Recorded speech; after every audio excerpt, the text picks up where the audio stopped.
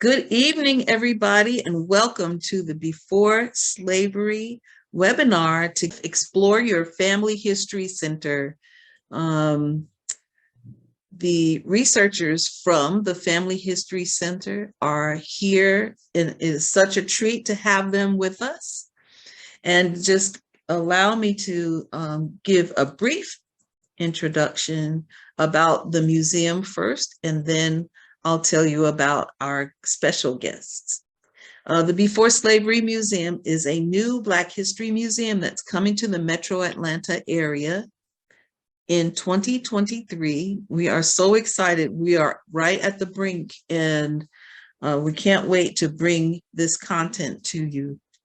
Our focus of the museum is to highlight the ancient past of the people who were brought to this country on slave ships. It is interactive, it is immersive, and it's an exciting way to view the cultures from which African Americans came. We found that the continent of Africa has a deeper past than we commonly believe.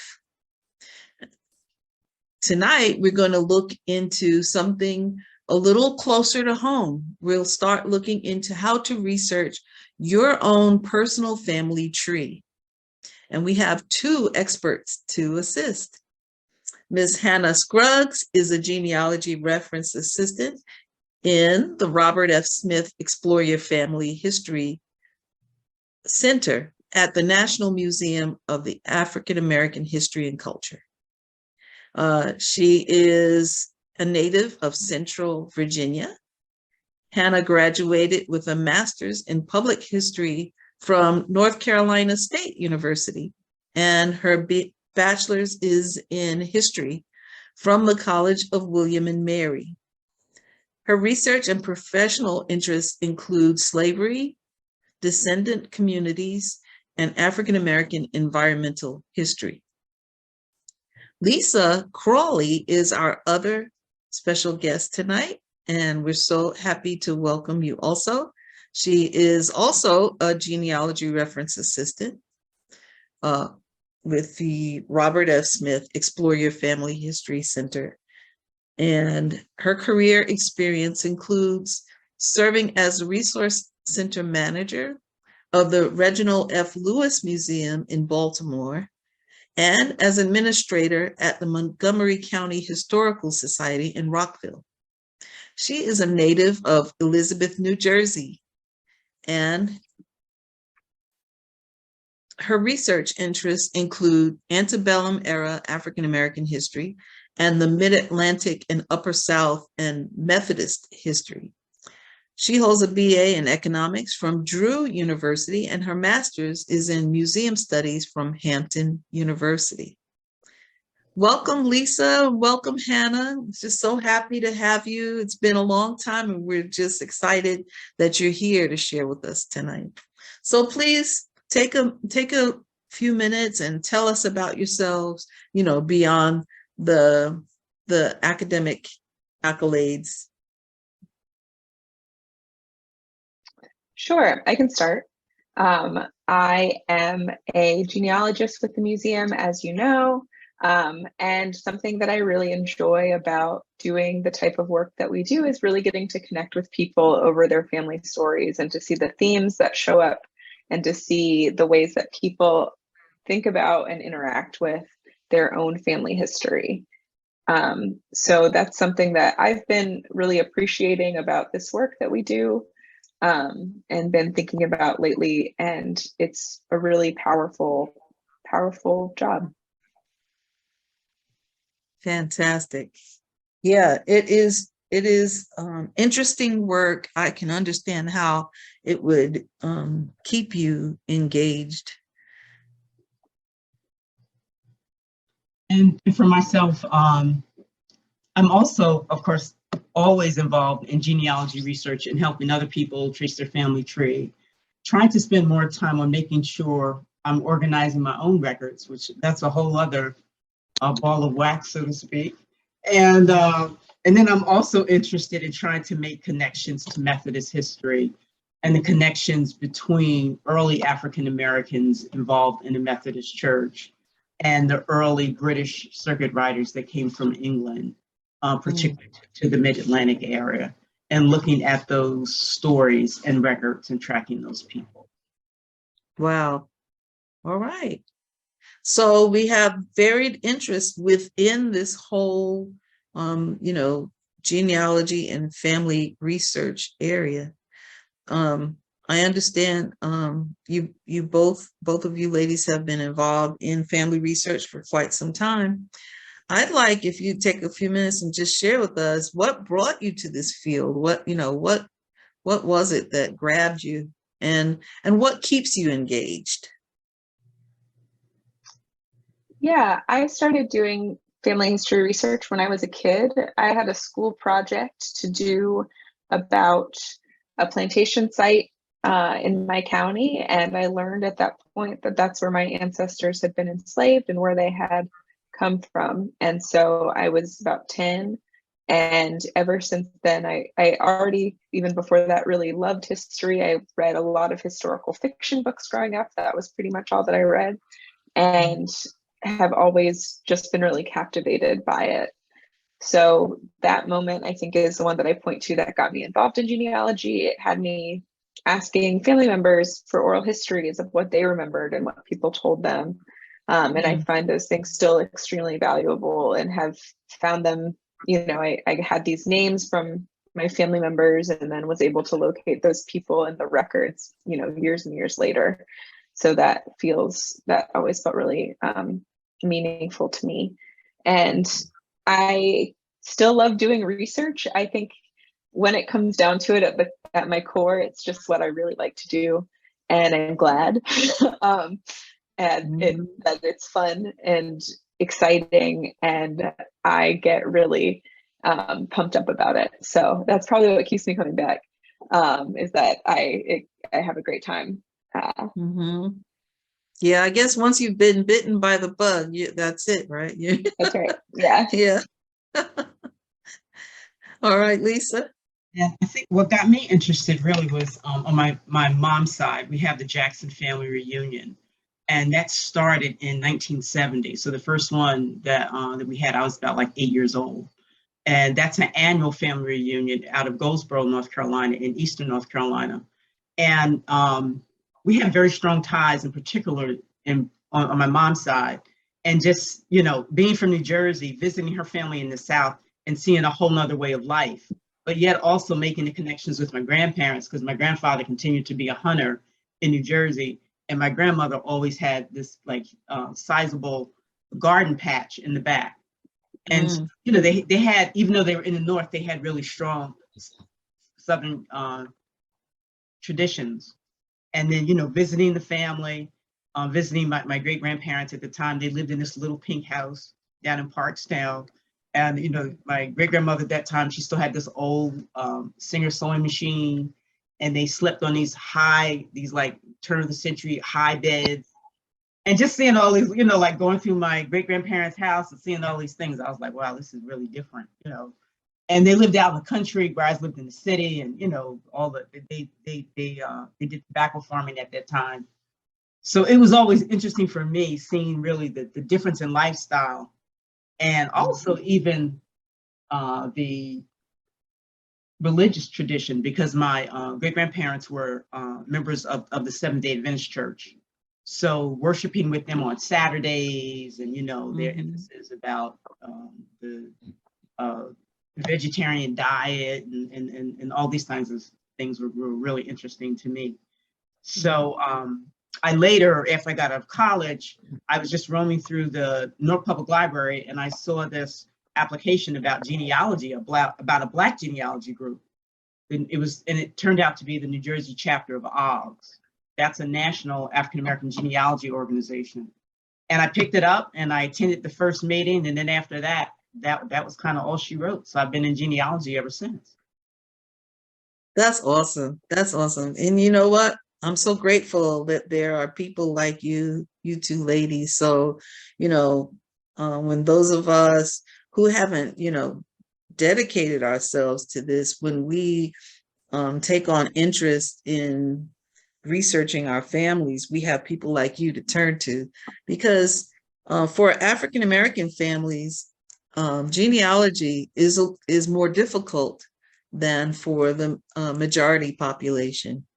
Can one of you ladies just tell us, or unless it's a part of your presentation, why why it's more difficult for Black families? I actually think that's a perfect segue into our presentation. Awesome. Today, we're going to talk about breaking the 1870 brick wall, which is the sort of place where a lot of African Americans get stuck when doing genealogy, because it's 1870 census is the first census right after emancipation. So I will go ahead and start the presentation. I can start sharing my screen and we can go from there. So let me do this first. And give my computer 1 second to wake up. All right, can you all see that? Yes. Okay. So this presentation is Breaking the 1870 Brick Wall. Lisa and I are here to present. And the 1870 brick wall, like I just said, is a place where a lot of families get stuck. So we're going to talk about some ways to help you either knock it down, climb over it, jump, blow it up, whatever your imagery of choice is.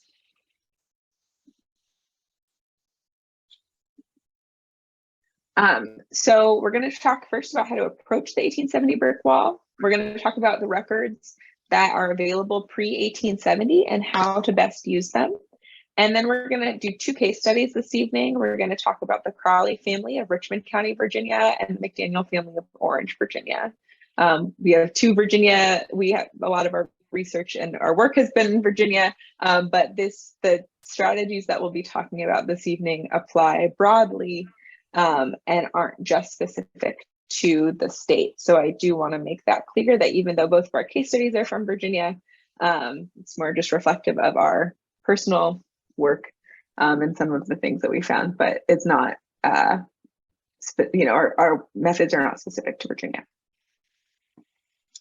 So some records that you will want to engage with if you're starting this process and working on breaking the 1870 brick wall are family oral histories, photos, documents, and heirlooms. So when we do genealogy, the first place that we often tell people to start is with their own families, starting with talking to your family members, sort of your elders who are still alive, consulting family Bibles, consulting things or revisiting, sharing oral histories. Maybe, your grandparent told you one oral history, but told your cousin another.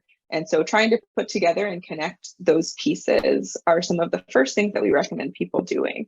This can also help with things like names, which can be really crucial for breaking the 1870 brick wall, and help give you some more background and more information. The 1850 and 1860 slave schedules are another place to look to start breaking the 1870 brick wall. The slave schedules do not list, for the most part, it was like 99%. There's, I think, a few that list enslaved people by name, but for the most part, do not list the names of enslaved people. So it's not helpful necessarily in the same way, but if you got into the 1870 census and you identified a potential former enslaver, you were able to check in 1850 or 1860 to see if they enslaved people then, and can see if there's a person that could match up based on age and gender on that slave schedule. So that is something to use the 1850 and 1860 slave schedules for. And you also get a sense of where people were living, where enslavers would have been living in the places where your family may have been living by 1870. In the censuses between 1840 and 1790, so the first census is 1790, and then all the way up to 1840, so it's about 50 years, 5 censuses. There's a column that lists enslaved people. So just like you would use the slave schedules in the 1860 census, you would look to these schedules for potential enslavers because it will tell you how many people they enslaved at that time. So going away from the census, using the Freedmen's Bureau records and the Freedmen's Bank records are a really important source for breaking the 1870 brick wall. These are some of the first records that were created about newly free populations right after emancipation, some of the first like federal records that were created. So they're really crucial. We're going to talk more about them later in the presentation. And then plantation records are another source. During slavery, account books and ledgers sometimes list enslaved people by name. So we'll also talk more about that. And then we'll also talk about court records. So probate, property records, wills and petitions. Other places to look for formerly enslaved ancestors. Sometimes people are named in these records in wills and probate and property records. And also sometimes they might show up after slavery. I know Lisa has worked with some folks where someone was willed land, a formerly enslaved man was willed land, 50 years after emancipation.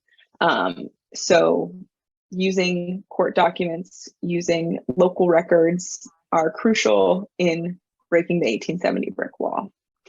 And then local and regional historical research are really, really crucial. Genealogy is ultimately local history, right? We're researching our families and they live in a place. The more that we can learn about that place and the time when our families were living there, that was during slavery, the more we can learn about the type of life our family would have lived. And using state records that are kept at state archives. This sometimes includes like plantation documents or court records, but also like things that were written about that place during, like in the past. So people talking about the histories of a particular region or a particular place can be very eye-opening. And we recommend looking there to learn more about what slavery was like and what kinds of documents you can expect to find. And sometimes they name enslaved people, sometimes there are people mentioned or enslavers mentioned. So, and then slave narratives are another source to use for breaking the 1870 brick wall. You can access them through the Library of Congress. They're all open, and I think Doc South. But both the sort of autobiographical slave narratives and the WPA slave narratives are both great sources to learn more about slavery in particular regions throughout the South. They name names and they talk about what life was like. So we're talking about doing genealogy, tracing family members. We know that it's important to find the names of our ancestors, and that's something that's meaningful to us. However, learning about their context is also extremely important and helps us to learn more about who they were and the lives that they would have lived. So, we're not just talking here about what exact documents are helpful for doing this genealogy research. We also want to encourage you to learn more about the place and the time where they lived. So that is also our last record available before 1870 is maps. Some of these maps, the older maps especially, will list out the like flats where people had land, property lines, whose land was whose. There are maps from sort of right before emancipation. I know this is true in Virginia, and I believe it's true in other states throughout the South. Maps of different counties also available at the Library of Congress that delineate who owned what property. So that can be really crucial when you're searching for enslaving families and therefore our enslaved ancestors. And so we're going to get started with our first case study, and Lisa's going to talk about the Crawley family. Thank you, Hannah. So in looking at my own family, I started with my father, and in tracing the brick wall, we're going to actually go back to my second great-grandfather. So here I have listed 4 generations. My father, Larry Crawley, my grandfather, Joseph Scotland Crawley. They were both born and died in the state of New Jersey. My great-grandfather, John W., and that's for Willie or William Crawley, he was born in Virginia. He was the generation of migration. We often hear African Americans talk about the Great Migration. So for him, he migrated from the northern neck of Virginia and traveled to North Jersey and marries somewhere around the turn of the century. We don't know exactly when he left or exactly when he arrived, but he was in New Jersey by 1892. And then his parents and his father in particular, Joseph Crawley, marked freedom's first generation, or my 2GG. You know, we start numbering folks at that point.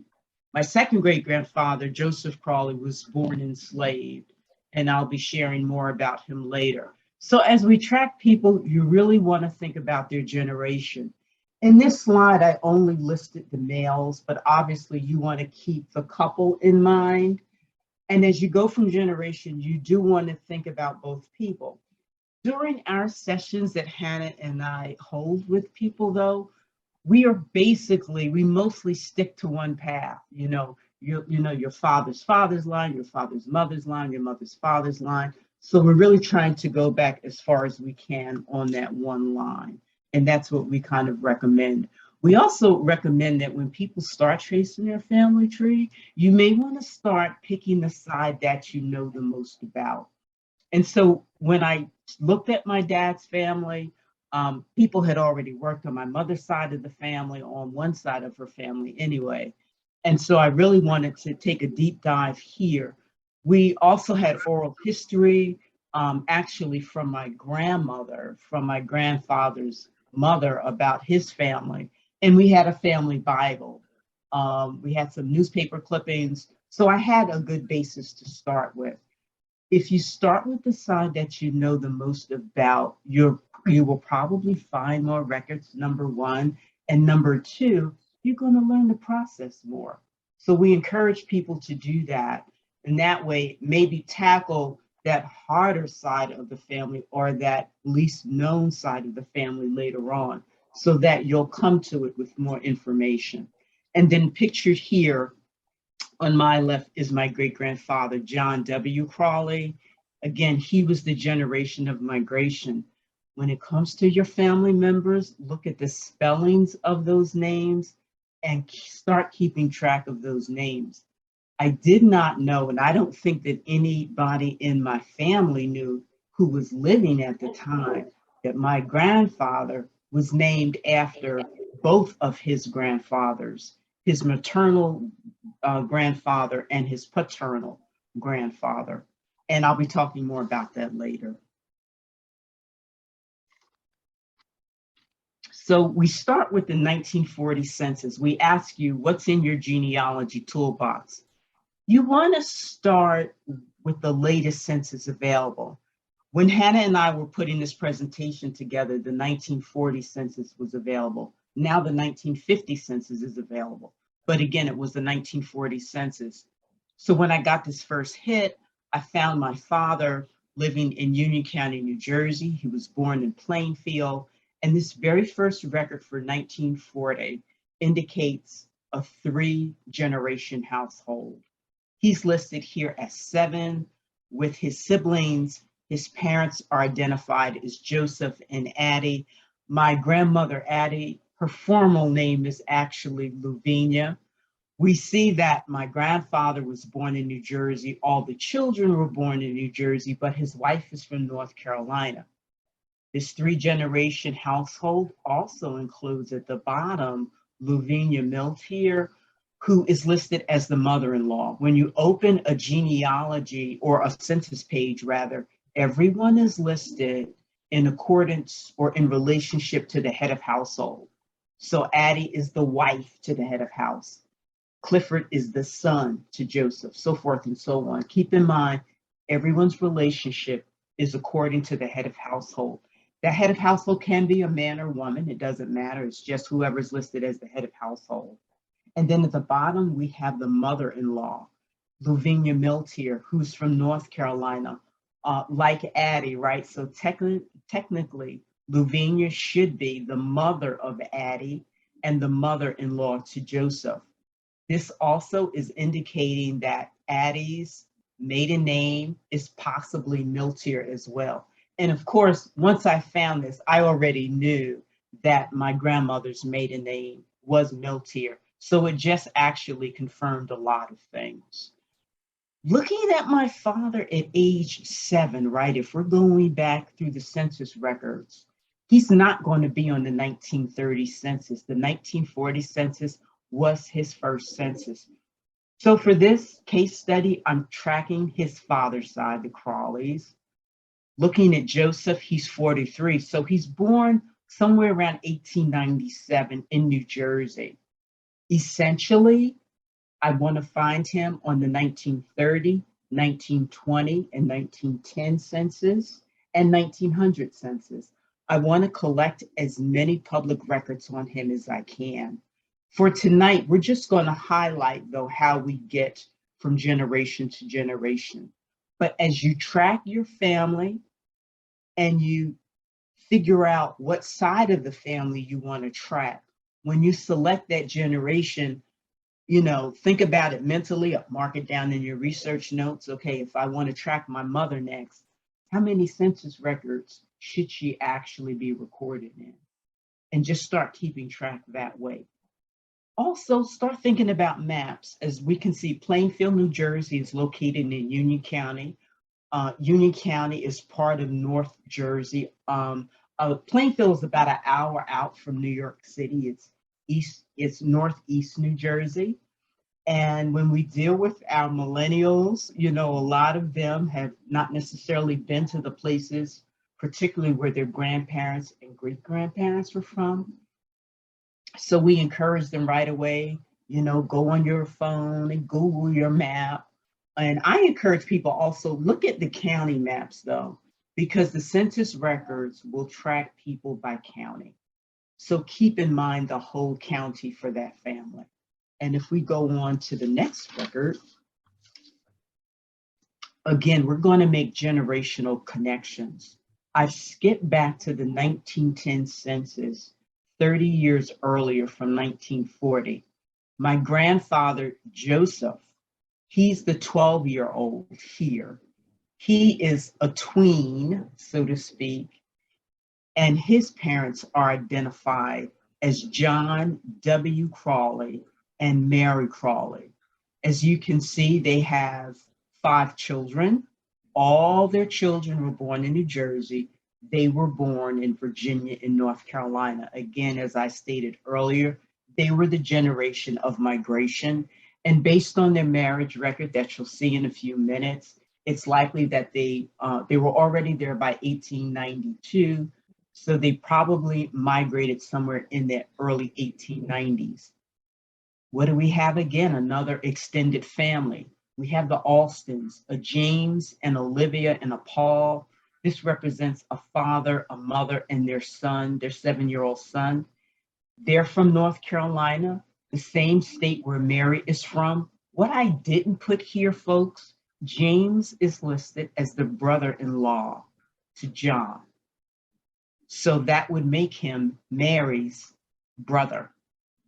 If his name is Alston, it is likely that her maiden name should also be Alston. And we'll look at that in a minute. Now, again, when you find extended families, start making your research notes. Tonight, I'm tracking the Crawleys, but guess what? In the future, I have the opportunity of unlocking information about Mary's side of the family.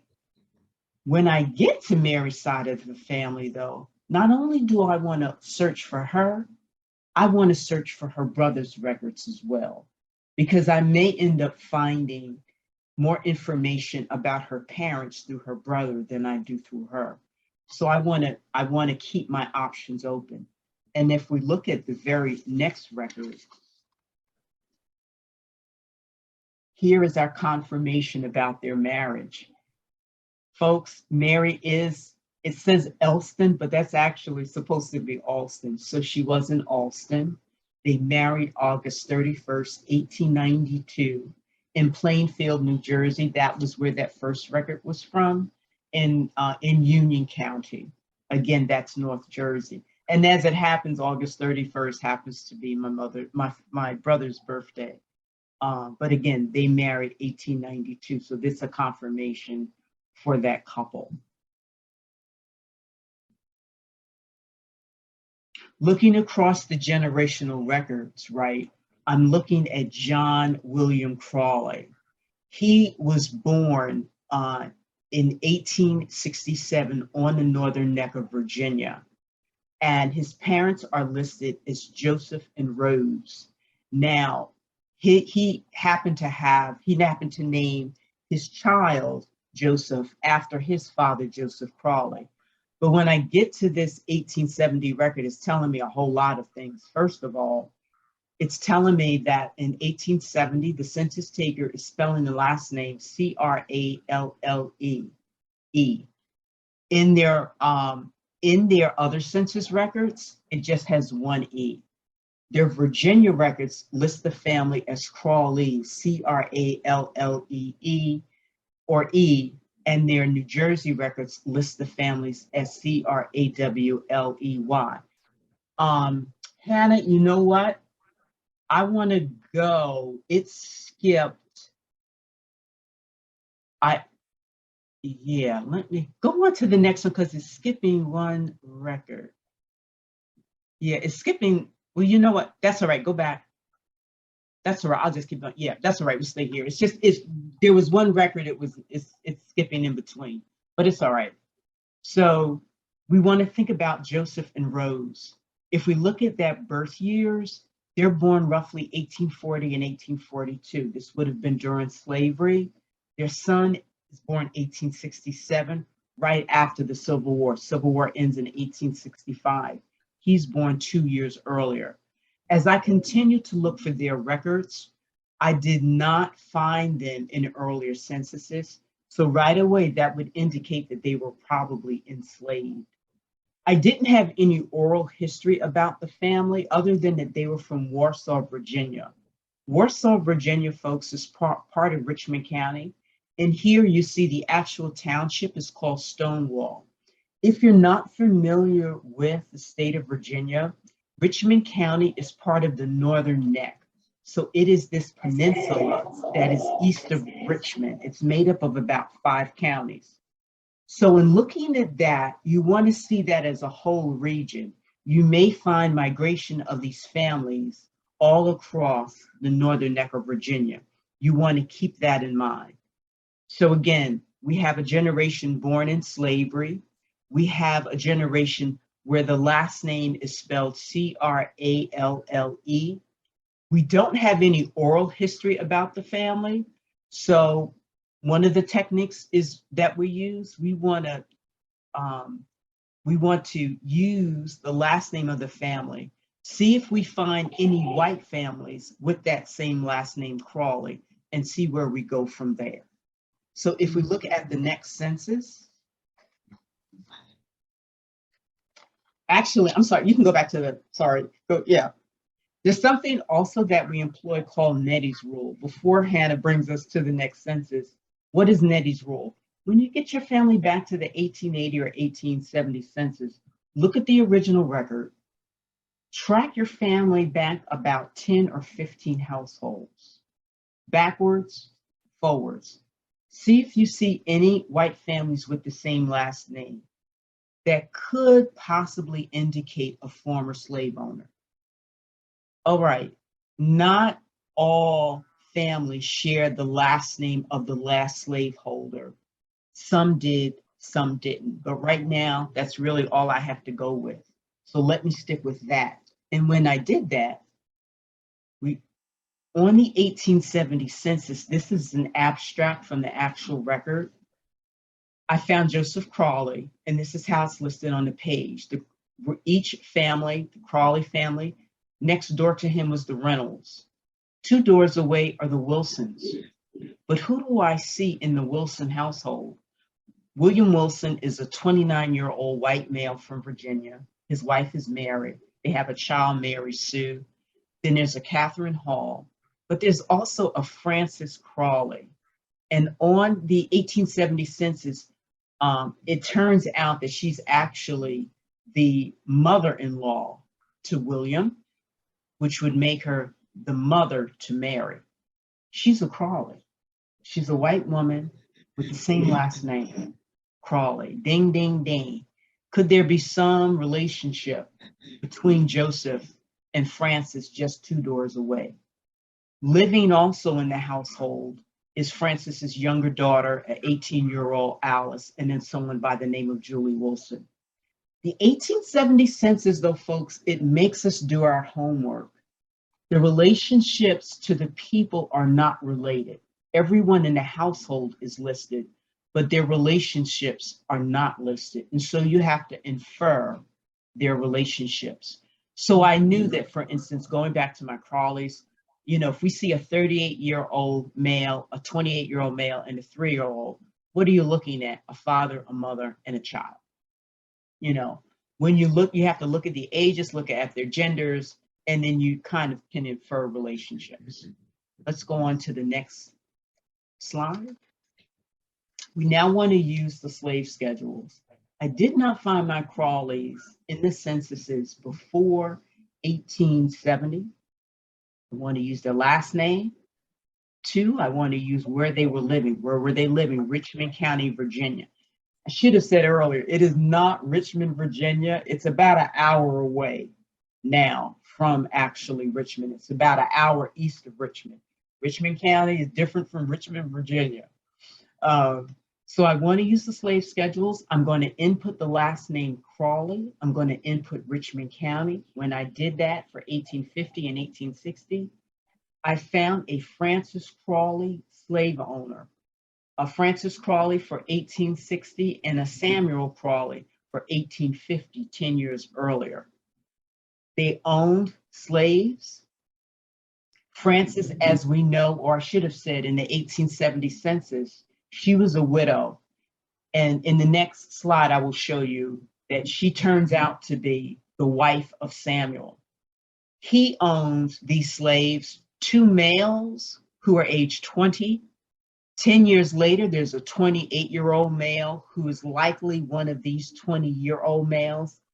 Often, we have to be very flexible with the ages of enslaved people. I tell people usually take about a 5-year age gap for any person. You may have to go up to as far as 10 years of age, but we try to stay within about a 5-year age range. So I'm looking at a 20-year-old male in 1850 and a 28-year-old in 1860 who could have been my Joseph Crawley. All right. Now I want to do census research for Frances. For her family, I want to try to find her with her husband. And when we do that, I was brought to this next census. And that was the 1850 federal census. And sure enough, I found that Frances's husband was Samuel. He was 58. She was 38. Living with them was a William Belfield. I'll talk about him shortly. And all their children, Samuel, Thomas, Francis, Joseph, Mary, and John. These are all their children in the 1850 census. Where are they living? Richmond County, Virginia, same place. Frances, before she got married, I did further research on her. She was a Belfield. So her brother, William, is living with them in 1850. I want to find out as much information as I can about Samuel Crawley in particular. I try to look across a 2-generation span for most slaveholding families. And I want to try to look at their wills across 2 generations from father to son. I also want to keep in mind their spouses. Did they possibly have dower slaves? Dower slaves are enslaved people that their spouses brought to the marriage when they were married. I want to look at that as well. But thankfully, I didn't have to look too far because I found these next couple of records. First, I found the Freedmen's Bureau record. So this was great. After slavery is over in 1866, and Hannah's going to be sharing more with you about Freedmen's Bureau records, I found one Joseph Crawley, one African-American Joseph Crawley for the northern neck of Virginia, who I believe to be my second great-grandfather. A year after slavery in 1866, he is leasing land in Westmoreland County That is a neighboring county to Richmond County, all on the northern neck of Virginia. Well, he's leasing land from a man by the name of Richard Moxley. What I soon find out is this threw me for a minute. Oftentimes on the Freedmen's Bureau, if you see white people listed with ex-slaves, that person could be the last slave owner of that ex-slave. So I was like, wow, could he have been owned by the Moxleys and not the Crawleys? Well, I later found out that the reason he was renting land or leasing land from Moxley, his slave owner had died in 1858. So that's why he was leasing land from Richard Moxley. So I continued to look at the Crawley slave records, trying to look for Crawley wills, and then I found this next record.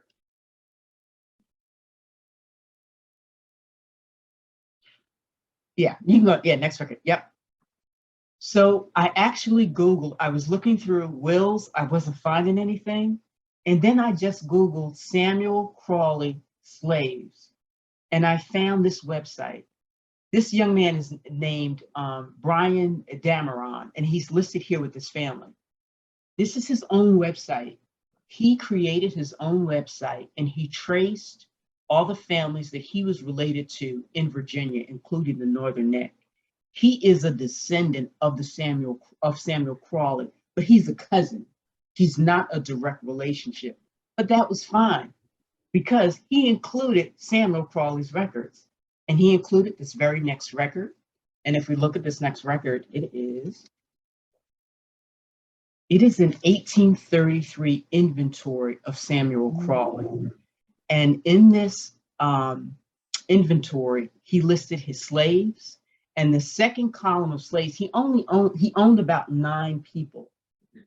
By the time he got to the very end of the people who he owned, he listed a William here who's listed for $100, a Flora, and a Joe. And then his last slave is listed as Old Woman Aga, who's worth $200. When we get to the very end of an inventory list, we're usually looking at children and then the older women. The inventory would start with adults, teenagers, children, and then usually seniors, like quote, elders or senior citizens. So this inventory was from 1833. If we looked at an estimated age for my Joseph Crawley, he should be this Joe in 1833 that was recorded on the inventory of Samuel Crawley. Now, this happens to be Samuel Crawley's father, Samuel Crawley. Samuel Crawley's father, Samuel Crawley, died in 1833, leaving property and a list of his enslaved people. So these people were passed on to the next generation, Samuel Crawley, who married Frances Belfield, who was listed as Frances Crawley. And if we look at the next record, this summer, I found a second inventory record that was posted on Ancestry. I don't believe it was posted earlier. Brian had not found it. I had not found it. And I just started going back to Ancestry, seeing if anything was updated. What did I find? I found Samuel Crawley's inventory. He died in 1858. He was the Samuel Crawley who was Frances's husband. He's listed on that 1850 census. What happens when he dies? An inventory of his property. What was interesting about, though, his property, he started right away with the list of his enslaved people. Who was listed at the top? This time, 20 years later, Negro man, Joe, $750. And then his other enslaved people, woman Lucy, Maria and child, Ellen, Martha, Armstead, and then it goes on. He owns, again, they're really, quote, small slave owners. They only own, like, I'd say about 9 people. They're not, they're real, they're small slave owners. But again, and also as it happened, I'm trying to bring some of these people forward. We call that reverse genealogy. And right now, it appears that I'm thinking that my second great grandfather, he may have been the only one to take the last name of that slave owner. I see other Armisteads in the Richmond County area, but they don't have the last name of Crawley. So I'm still digging through what happened to these other people. But he right now appears to be the only one who took the slave owner's last name. And if we go to the next record, and then just really briefly, I wanted to see how far back the Crawleys were slave owners. And through Brian's actual website, he had outlined all these different Crawleys. If we go back 4 more generations, the very first John Crawley, or the first Crawley that came to Virginia, who was born 1674 in England, he comes to Virginia. When he died in 1728, this is his will. In his will, he leaves money for his grandsons, quote, to purchase land and Negroes. So by the time that he died in 1728, he leaves enough money for the future generations to purchase land and slaves. And then his son is Thomas. Thomas has John. John has Samuel, who first owned my second great grandfather. Samuel has Samuel. He's the last slave owner before emancipation. And then there is my second great grandfather, who's listed as Negro Man Joe, who becomes Joseph Crawley. And Hannah is going to, and then later on at an event right before COVID, that summer of 2019, I had been attending historic events on the northern neck of Virginia. They have an emancipation celebration. I won't go into all of that, but long story short, I was literally leaving this church's emancipation event. They were honoring people who had served during the American Revolution, Black and white revolutionary soldiers from the northern neck of Virginia. At that function was Charles Belfield, this man standing here with the glasses. He is a descendant, like a great nephew of Francis Belfield. And as I was leaving, I was like, Belfield, I said, do you know of a Francis Belfield? And he said, you mean Aunt Frances? So he began to tell me, he began to tell me about Francis. He actually lives on their land. So now that COVID we're into this whole new thing and it's over, so to speak, I'm hoping to actually visit him because I want to see the place and the land where my second great grandfather was enslaved. And I'm hoping to reconnect with him.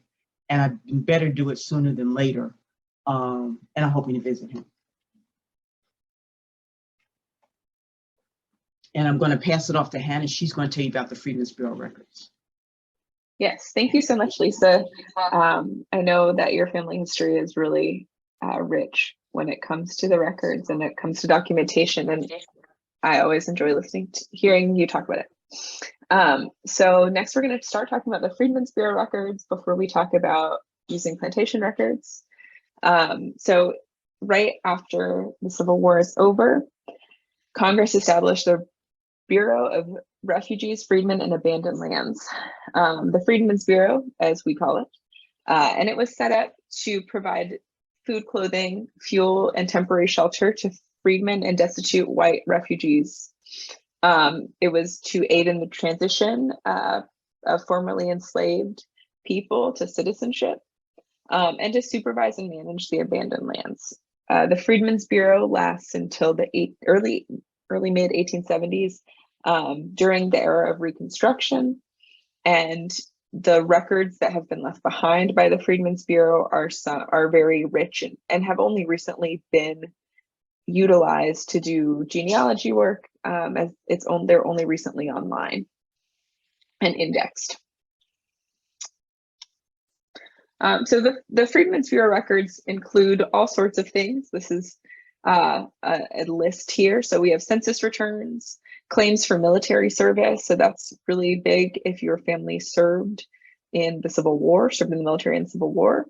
Education reports. The Freedmen's Bureau ran schools throughout the South, and there are reports about the formation of those schools and people attending the schools. Freedmen's Court, where there were a lot of land and labor cases and domestic cases that name people and list first and last names and locations. So that's another place that you could possibly track a family member. Hospital reports, indentures, labor contracts, letters between people in the Bureau. So recently, or just when did that come down? We had a small exhibit in the Family History Center about Millie Christine McCoy that featured some Freedmen's Bureau records, including letters about Millie Christine, who they were conjoined twins and performers in the late 19th and early 20th century. They were born into slavery, and after emancipation, their former enslavers sort of kept them because they were making a lot of money off of them in touring and circuses. So there is a custody dispute between the parents and the former enslavers. There's some letters in there, some Freedmen's Court documents, just an example of the types of things you might find. There's marriage records as well, ration reports, registers of complaints, and then the Freedmen's Bank is another record. It's not quite part of the Freedmen's Bureau, but it's adjacent to the Freedmen's Bureau. The Freedmen's Bank was also formed shortly after emancipation for people who had served in the Civil War, Black soldiers, for somewhere to put their money, or their widows or mothers, pensioners, family members. And the Freedmen's Bank records are quite rich. Today you go and fill out a bank application and you put personal information, but Freedmen's Bank, they asked questions about people's past. They asked questions about where they had grown up, where they currently lived, what their work was, what the names of their parents were, sometimes the plantation where they were enslaved. So there's a lot of information there as well to find. It's not exactly part of the Freedmen's Bureau, but it's kind of adjacent. So here's some pictures of some Freedmen's Bureau records as an example of the types of things you might come across. The museum, I think there's a slide about this. Yes, the museum is working to transcribe all the Freedmen's Bureau records. So they're all fully searchable right now. They're name indexed, but nothing else. So it's very helpful to have more than just the names searchable. It's much more useful.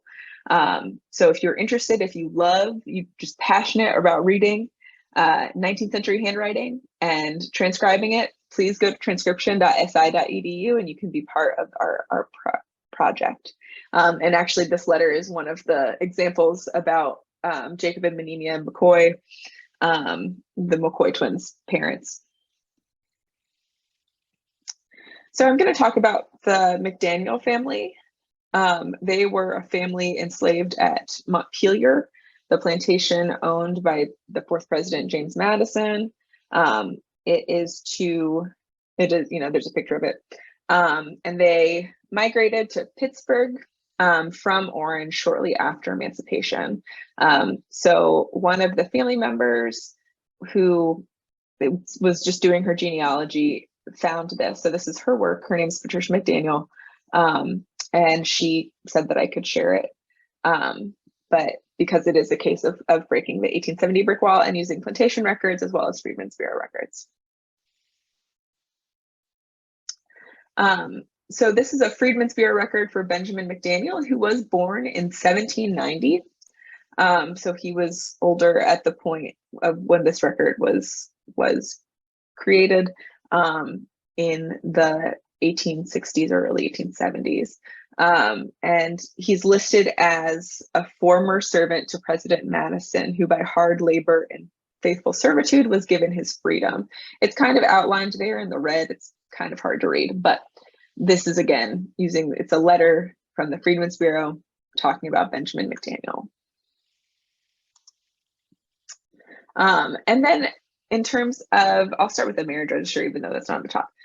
There's a marriage register listing Benjamin McDaniel and Patsy Pierce as the parents of James Madison McDaniel. So when Pat McDaniel was doing this research, she found this record, this marriage record, that listed the names of the parents of her ancestor that she knew, who was born in 1832, James Madison McDaniel, and this is post-emancipation.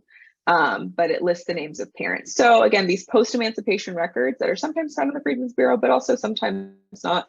I know Virginia, again, I said it's not specific to Virginia, but also there are these marriage registers that exist like this across the South that often list the names of parents for people who would have been born into slavery. So using them is really crucial because you can connect those pieces. And I recently found the name of an ancestor that I didn't know that way, like just 6 months ago.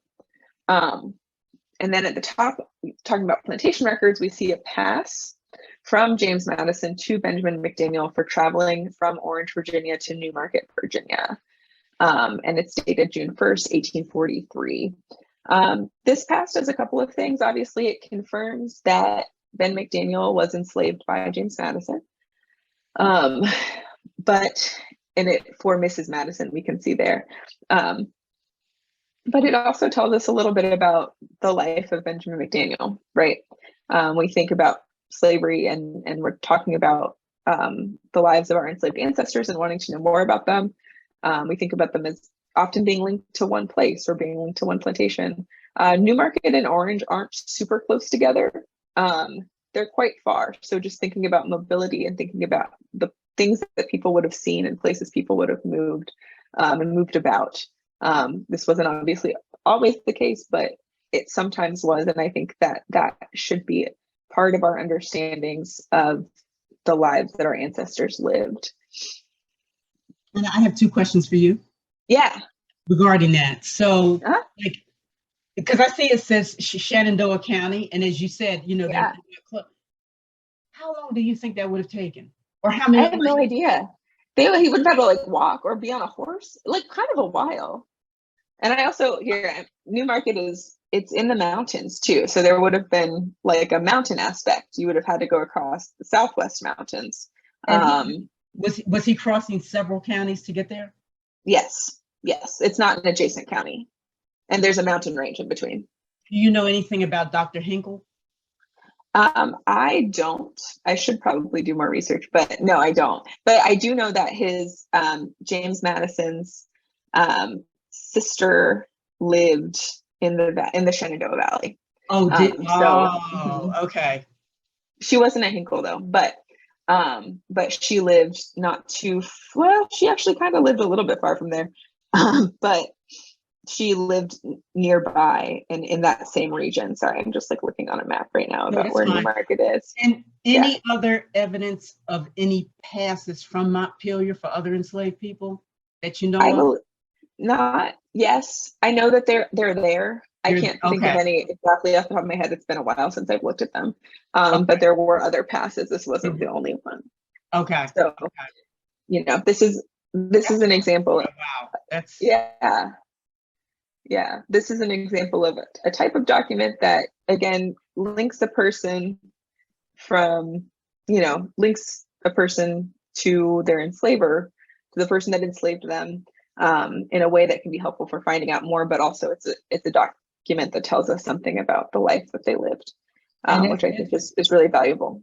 That's interesting the way it says "and return on Monday or Tuesday." Yes. Yeah. You know, like Yeah, absolutely. Yes.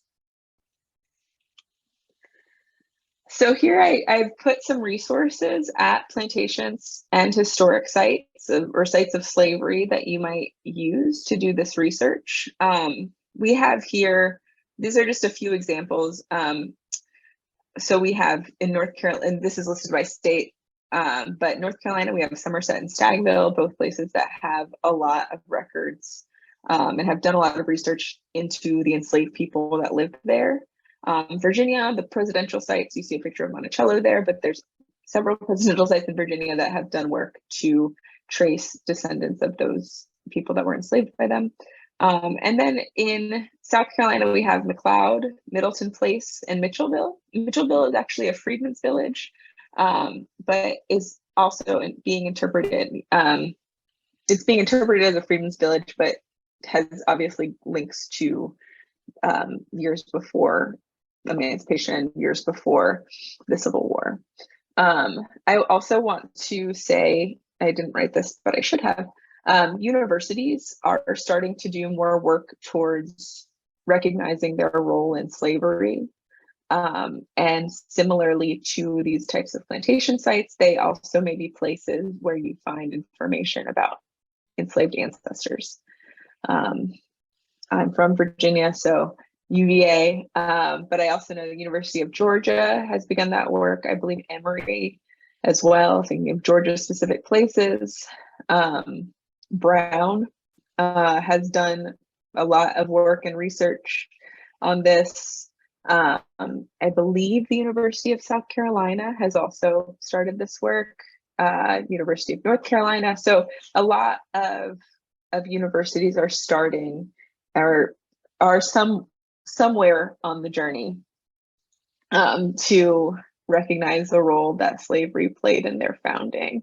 And those they're, I think, trying, some of them are trying harder than others to make those records available, but they can be a place to look. Also, for people who donated money to universities, the founders, if they owned people, their papers will likely be at those universities. Also maybe listing enslaved people, or any sort of wealthy people connected to the university that may have been enslavers at these southern universities. So these papers can be a helpful place to look. Hannah, I'm sorry, just one more question. Yeah, yes. I didn't realize, Freedman's Village, do you know where that is in South Carolina? Yes, it's near Hilton Head. Huh? It's near Hilton Head. Oh, okay. Okay. Yeah, it's near Charleston, I guess is what I should have said, but it's near Hilton Head. Yeah. Okay. So with tracing enslaved family members back to sites of slavery that are either public facing, so a museum site, sometimes private facing, so privately owned space, or somewhere like a university, there have been descendant communities forming up in connection with these sites. And sometimes we have a lot of ancestors, is the fact of it, right? For every person, we have 2 more people, and it just keeps on going up like that forever.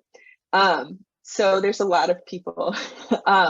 And so even though not every person that you might trace might be connected to like a public facing historic site, there are oftentimes something like that in the vicinity. Lisa, I was thinking about your family in like Minokan, right, which is on the northern neck of Virginia. Right. So there may not be a direct connection, or there could be a direct connection that we'll never know about because documentation was destroyed, but sort of this idea of social descendancy of people and ancestors who had lived in the same place in the same regions and maybe have a connection to different sites. So this is a picture here of James French on the left and Larry Walker on the right. They're 2 people who are very involved in the Montpelier Descendants Committee. The Montpelier Descendants Committee is made up of descendants of enslaved people from Montpelier, local, descendants of that can trace their ancestors back, and also spiritual and social descendants who feel a strong connection to the site, or maybe had enslaved ancestors in the region. And they're actually now, as of this summer, co-stewards with the Montpelier Foundation, and they are working as caretakers of and caretakers. I should say they're sharing power with the Montpelier Foundation. The site itself is owned by the National Trust for the Historic Preservation, and then it is stewarded and taken control of by now these 2 organizations. So this is a really new model and going forward with these types of sites, but it's a way of thinking about doing having people be able to feel a sense of reclamation, and a sense of connection to places where their ancestors were enslaved. Not everyone is interested in that, and I very much understand that. But for people who are, or who do want to have a connection to those places, there's this opening, I should say, in our field. On the right is Larry Walker, and he's a descendant of Benjamin McDaniel, who I was talking about earlier. So he is someone who used, his cousin Pat had done this genealogy work and had connected him to the site, and now he's the president of the Montpelier Descendants Committee. James French, who's on the left, is now, he's a descendant of, I can't think of their last name right, the Barbers, and that's nearby Montpelier. So kind of an example of the social descendancy, or the Howard, they had a lot of last names. Okay, but he's now the chair of the board of the Montpelier Foundation, after serving as the president of the Montpelier Descendants Committee, and serving on the board for several years. So this is an example. I know that both of these men feel a great responsibility to make sure their ancestors' names are said at this site, to make sure their ancestors' stories are told at this site, to make sure that the stories of many African Americans who were enslaved, whose names we might not know, are represented and are told. Anna, before you leave the slide, you want to share a little bit of the rocky journey to that this past year that was, all in the newspaper? Yeah. So I will give a brief version of. There was lots of press. I don't know about in the Atlanta area, but here in the DMV, there was lots of press about your story. Yes. Happened, in this spring. Yes, spring. Yeah. So on the way to structural parity, as we are calling it, power sharing between these two entities, it was really rocky. So I worked at Montpelier from 2017 to 2019. While I was there, I worked with descendants and worked to help support them in their efforts in anything really that they were interested in research, and programming and things like that.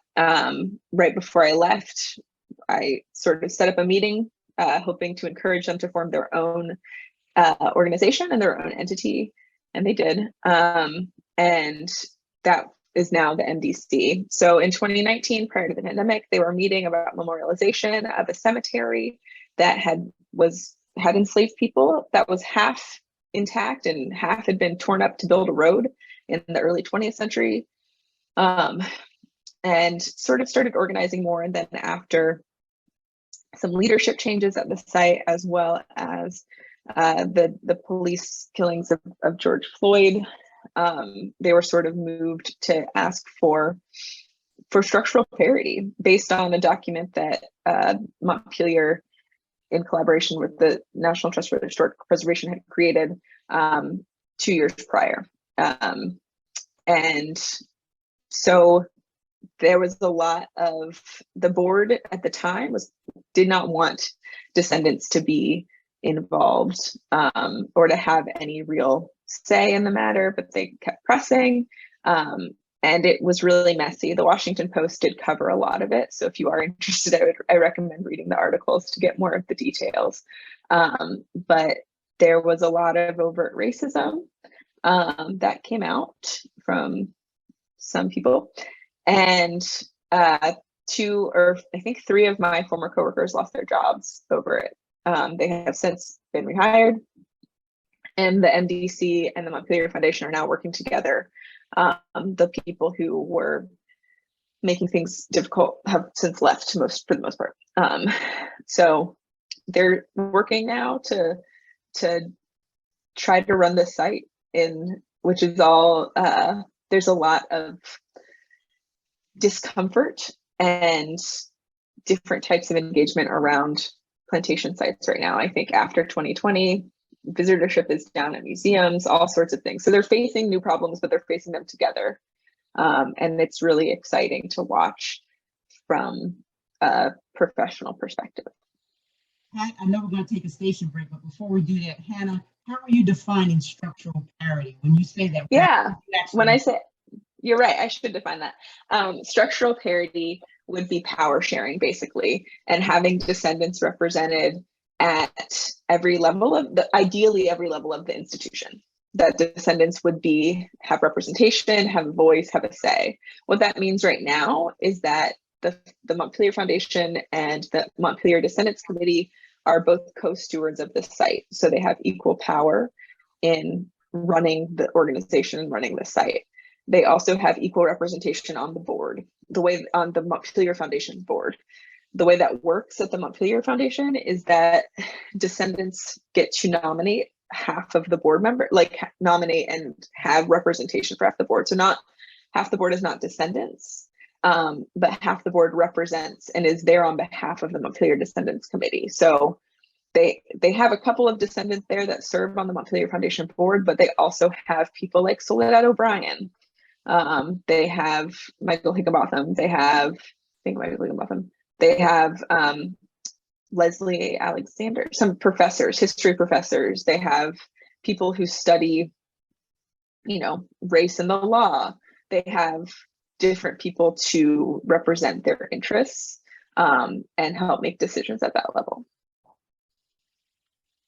Wow, this is some really interesting information and very helpful to those of us who are delving into our family history. And I know there are lots of pearls that we're getting here. I hope you, ladies and gentlemen, are taking notes. Well, we're going to take just a brief break right here, and we're going to get right back with Hannah. Just want to identify. That's actually the end of our program, our presentation. So let me just plug our contact info really quick, which is Family History Center at si.edu. So if anyone has any questions, if they'd like a genealogy session with us, please don't hesitate to reach out. So take a screenshot of this or write it down. And if you forget, you can contact Pat and other folks at Before Slavery. They'll be able to connect you with us. Oh, wow. Okay. I was really enjoying this. And there's so much. This is so rich. There's so much that you ladies have been sharing, and we appreciate it immensely. I just want to make sure, and I've got a couple of questions, but I just want to make sure everybody knows that this is the Before Slavery Museum, and we are here together with Miss Hannah Scruggs and Miss Lisa Crawley. They've been giving us lots of tools, helpful tools that we can use in our family tree research. So also would like to remind everybody that at the end of the webinar, you will receive an email asking you to answer just 5 brief questions. It's a survey on this webinar, and just please give us feedback so that we can continue to bring powerful presentations like this to you in the future. So ladies, I don't know who wants to answer this question, but to do a search in the Library of Congress on slave narratives, are they indexed by name? Are they indexed by location? How would someone go about doing some research on the slave narratives? Let me pull this up. I will show you. I'm going to do 2 things really quick, or 3, and then I will talk to you about this. Okay. And one more.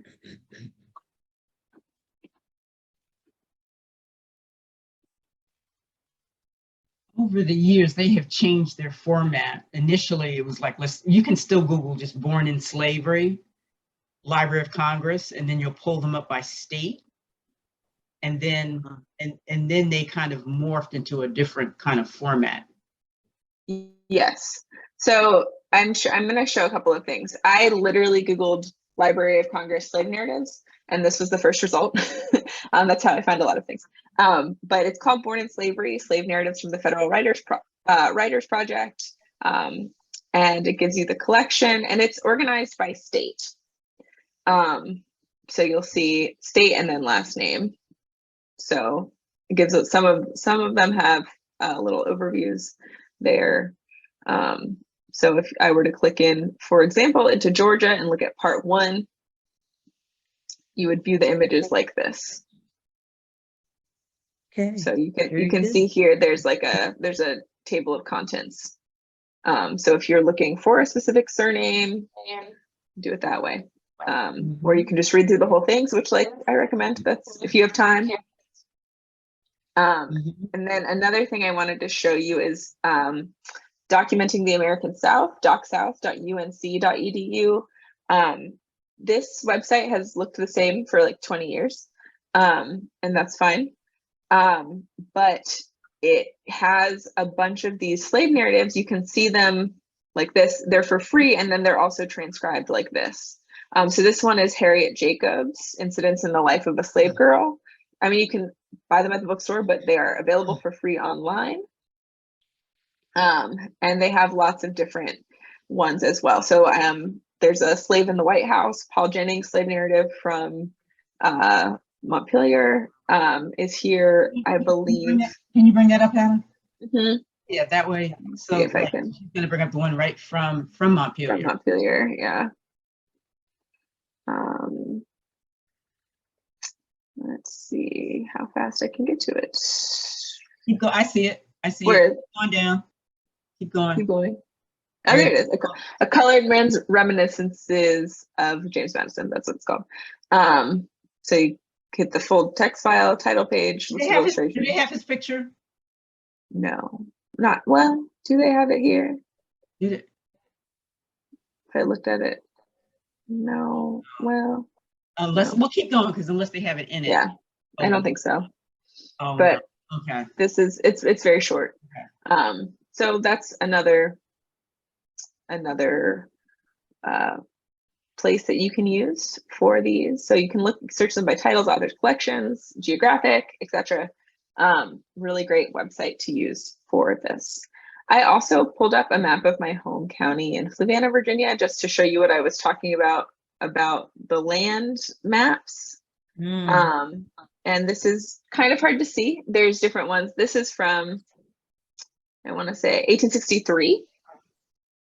And the orientation of this is bizarre. This is not how it looks on a map. It is usually like tilted. So anyway, but you can see here, if I zoom in, I can see Solitude, which I know was a plantation. This is Palmyra. You can see the Haydens had land here. The Bunches, Black, Mrs. Medders, Mrs. Martin, P. Johnson. So this type of thing helps you see where different people own land and you can connect them to enslaving families. What year was this? 1863. Okay. There's a name for these maps. It's Confederate States of America. The Gilmer maps. So. Okay, that's really helpful. That's very helpful. All right. So, ladies and gentlemen, we're going to open up question and answer. If you would just click on the chat feature at the bottom of your screen. If it's not showing, you can click more and choose chat and put your questions in for Hannah Scruggs or Lisa Crawley. And I have one more question while we're waiting. So similar to my last question, and this probably is really, you probably pointed it out in the conversation, but just to kind of highlight it, in searching the Freedmen's Bureau. So those records are indexed and online, and you just go to the Freedmen's Bureau website and so FamilySearch.org has them. So if you create an account with Family Search, it's totally free to do. They have them. You can also Google Freedmen's Bureau records, which is the other thing that I do. And so discoverfreedmen.org is another one. But I think right now for me, it's the third result on Google, FamilySearch.org, Freedmen's Bureau records. And that will take you to a page about them, and you can see them online. all right, that's really another good. part that sometimes another part that aligns to that. Some state archives have their own set of Freedmen's Bureau records on their own website. So for instance, if your family's from Mississippi, if you go to the Mississippi State Archives, they have their own database of Freedmen's Bureau records, the same thing, just for Mississippi. So you may want to look for that. It does not pertain to all states, but I know Mississippi does have their own Freedmen's Bureau records on their own state archives website. That's good information. Great. Very good. Oh, that's also good information. All right, ladies and gentlemen, any questions that we can ask Lisa and Hannah while we have them? So I see one here for our contact info. I'm going to answer. I'm going to type the answer, Family History Center at si.edu is where you can reach us. You should be able to see it in the answer box. And that's where you can email us for information if you want to be added to our email list when we start doing programs next year. We have a really busy fall, but when we start doing public programs for the museum, as well as if you want to sign up for an individual genealogy session. All right, put these questions in. We have a few more minutes. So those of us who are here live on the Zoom, if you have already begun your family tree research, you may have more questions than those who have not. So think about some, specific questions that, are not personal or private, but anything specific that might help you.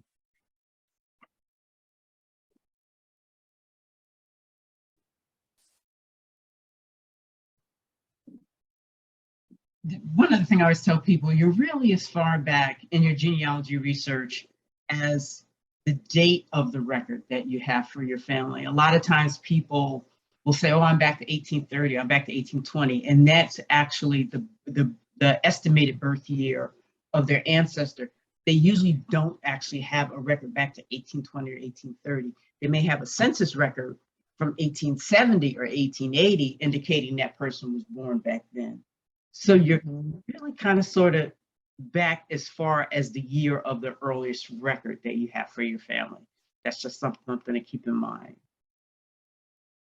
Good point. Good point. Yeah. All right, we're going to wind down now. It's your last chance. If you have any questions, you can place them in the chat. And while we're waiting, I just want to remind everyone, please visit the beforeslavery.com website. And there's lots of information in there about Black history that you can peruse and just check out some videos and things there. And also click the donate button, because we are able to do this work with your help. With your help, we'll be able to open the doors of the Before Slavery Museum. And it is tax deductible. Your gifts are tax deductible. All right.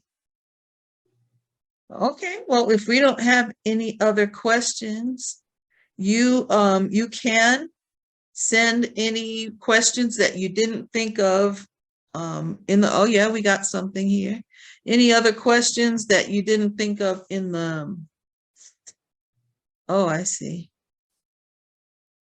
All right, that's weird. That you didn't think of in the moment. Yeah, it should be working.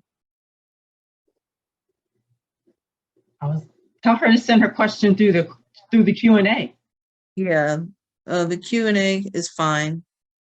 Denise, you can put your question in there. And yes, it is being recorded and will be available later this week.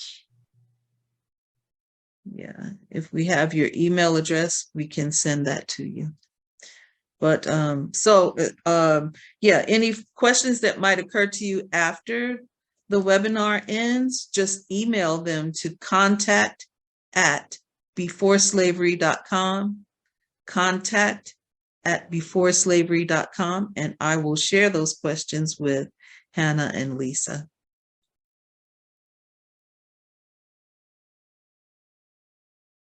All right. Well, special thanks to our special guests, Hannah Scruggs and Lisa Crawley. Is such a treat to see you again. I look forward to us offering this in the future. I see another question.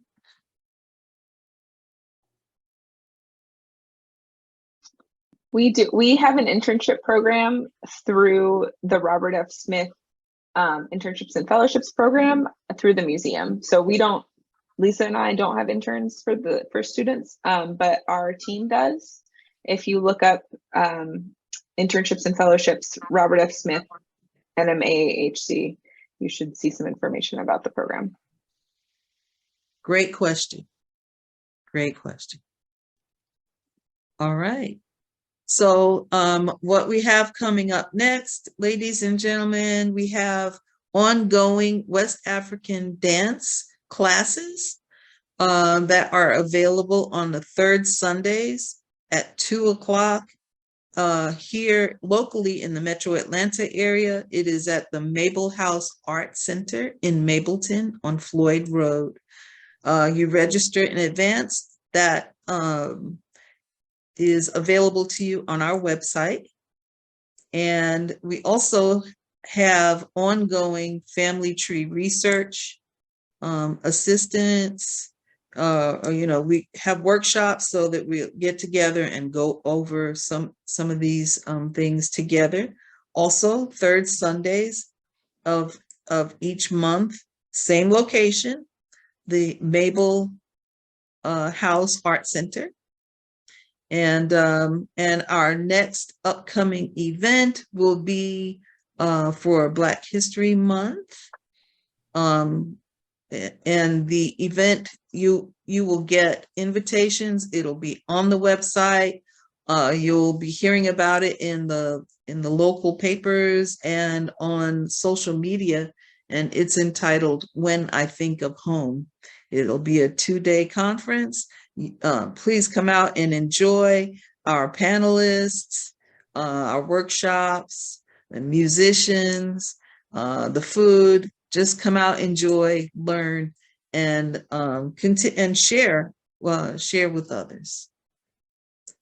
All right. Well, thank you so much for bringing this information to us.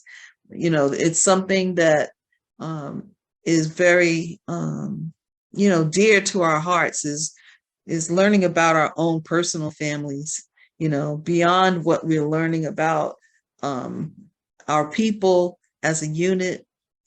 And that's very important. But then when you bring it home and you start learning about your actual lineage and, the people that you descend from, it's powerful. It's something you can share with your children. It's something you can share at the next family reunion, your grandchildren and nieces and nephews. And I encourage people to do it. It's very satisfying. As you find each ancestor, you get excited. I got excited just listening to Lisa and Hannah talk about the folks that they found and uncovered. And they've been doing this for years and still uncovering information. So, all right. Well, thank you, everyone. Please remember, fill out that survey, visit the website, and donate. And we'll look forward to seeing you again soon. Ladies, thank you. Thank you. Bye. Good evening. Bye.